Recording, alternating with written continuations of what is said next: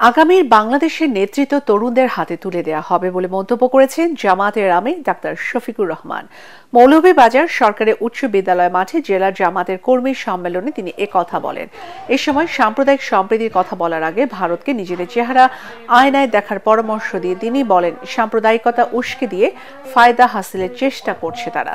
মৌলভীবাজার জেলা আমির ইঞ্জিনিয়ার শাহেদ আলীর সভাপতিত্বে সম্মেলনে জামাতের কেন্দ্রীয় সহকারী সেক্রেটারি জেনারেল এহসানুল মাহবুব জুবায়ের, ঢাকা মহানগর উত্তরের আমির মোহাম্মদ সেলিম উদ্দিন সহ বিএনপি, খেলাফত মজলিস ও বিভিন্ন রাজনৈতিক দলের নেতারা বক্তব্য রাখেন।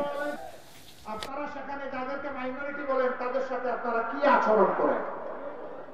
আমাদেরকে আপনারা সাম্প্রদায়িক সম্প্রীতির কথা বলেন, ভালো, আপনাদের নিজের চেহারা আয়নাতে একটু এর আগে দেখে নেন। আপনারা সেখানে যাদেরকে মাইনরিটি বলেন তাদের সাথে আপনারা কি আচরণ করেন? আমাদেরকে সাম্প্রদায়িক সম্প্রীতির স্বভাব দিতে হবে না। আমরা বৈষম্যকে নির্বাসনে পাঠাবো, আমরা মেধার স্বীকৃতি প্রদান করব, আমরা পলিটোক্রেসি নয় মেরিটোক্রেসির ভিত্তিতে একটা জাতি গঠন করব। আমরা যুবকদেরকে শিক্ষা দিয়ে বেকারের হাত বানাবো না, যুবকদের হাতকে কর্মীর হাতে পরিণত করবো ইনশাআল্লাহ।